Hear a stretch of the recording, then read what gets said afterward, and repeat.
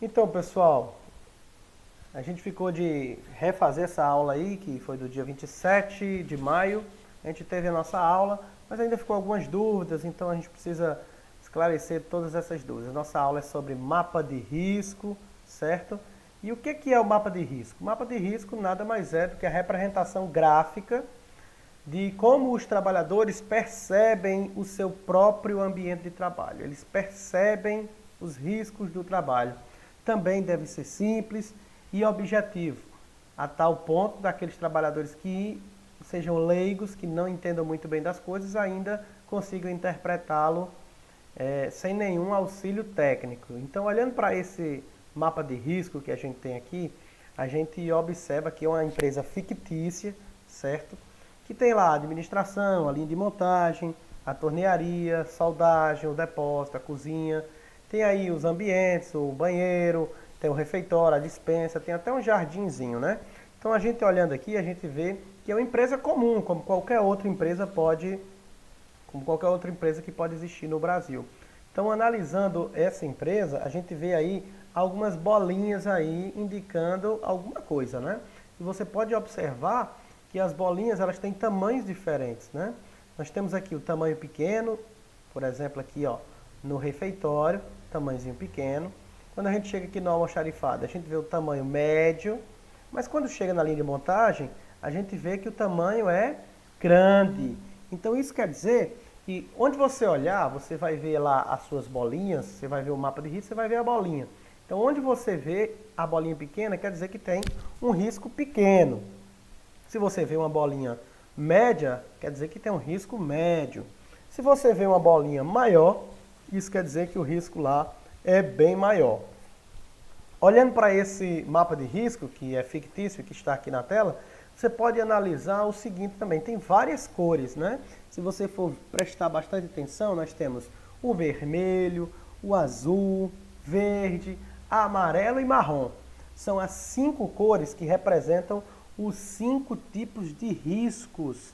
Os grupos, vamos dizer assim, os grupos de risco, né? Então, se a gente for analisar aí, olhando só o verde, a gente vai ver que onde tem o risco verde, quer dizer que tem risco físico. E aí a gente já estudou nas últimas aulas, né? Quais são os riscos físicos? Risco físico pode ser vibração, ruído, frio demais ou calor demais, né? Então o risco físico é o verde. Aí você analisa, no depósito tem um risco físico, mas é um risco pequeno. Já na linha de montagem, a gente observa o risco físico aí muito grande. Chega lá no almoxarifado, tem um risco físico, mas é um risco médio. Entenderam mais ou menos aí quando a gente fala a questão dos tamanhos das bolinhas, quer dizer que é o tamanho mesmo do risco, né? Então, quando a gente vê aqui o verde é o risco físico. Se você olhar o vermelho, é o risco químico. Que pode ser o quê? Poeira, pode ser gases, pode ser alguma neblina, algum vapor, alguma substância, né? Química em geral, né? Então, os riscos químicos. Aí você vai ver os vermelhos. Quando você olha o marrom, são os riscos biológicos, tá? Então você pode observar onde é que tem mais risco biológico. Olha só, lá na despensa, lá no refeitório, lá no jardim, lá no banheiro. O que é que pode ter? Quais são esses riscos? Claro que existem mais, mas alguns exemplos aqui. Vírus, bactérias, protozoários, né, fungos, parasitas, alguma coisa desse tipo aí, são os riscos biológicos. Aí você olha, analisa, tem os riscos amarelos, que são os riscos ergonômicos, que é justamente, quando você vê assim, risco ergonômico, você analisa a questão de compostura ou postura que a pessoa vai trabalhar. Como é que ela vai trabalhar? Por exemplo, às vezes o arranjo físico interno da empresa é ruim, né?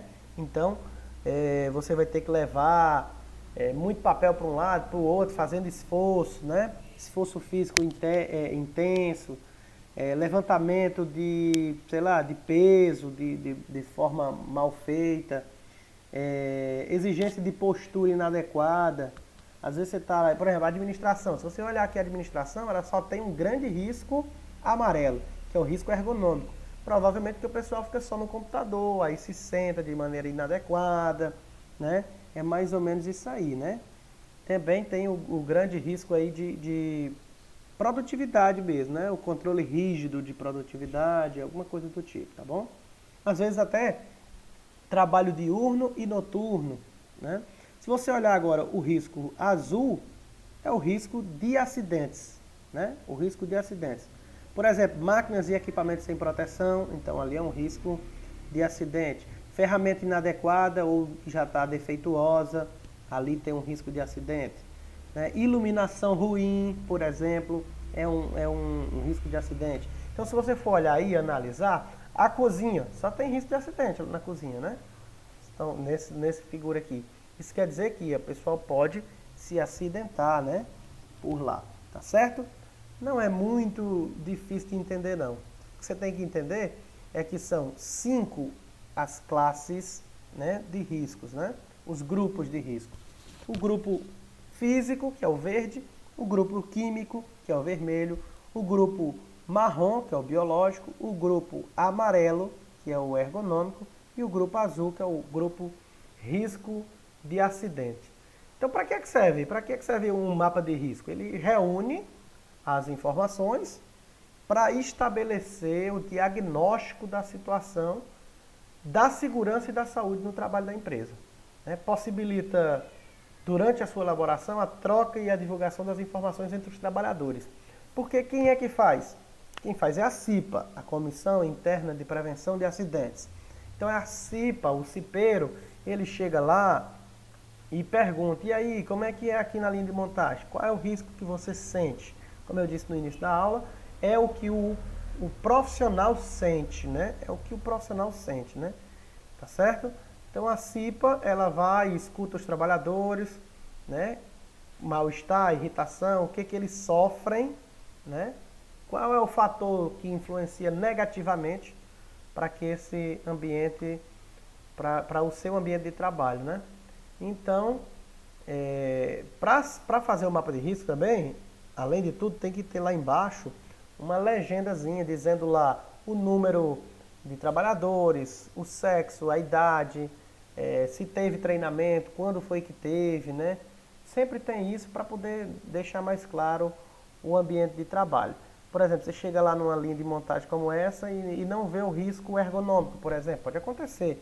Então você chega lá e diz, poxa, mas aqui o cara pode ter algum problema ergonômico. Mas aí, às vezes o cara, todo mundo que trabalha no setor já passou por um treinamento, já entende e tal, então aquele risco ali já foi praticamente nulo, né? Então é mais ou menos isso, tá certo? Outra coisa importante com relação ao mapa de risco é que o cara que vai fazer o mapa de risco, ele precisa identificar quais são aqueles riscos para colocar bem direitinho, né? Para colocar conforme que eu já falei aqui, né? Com relação aos 5 grupos de risco, né? Tá certo? É basicamente isso aí e é simples. E aí eu queria pedir a vocês para estudarem muito, pesquisarem, vejam até na internet aí também, alguma coisa relacionada ao mapa de risco, porque esse vai ser o trabalho final da nossa disciplina, tá certo? Valeu, um abraço.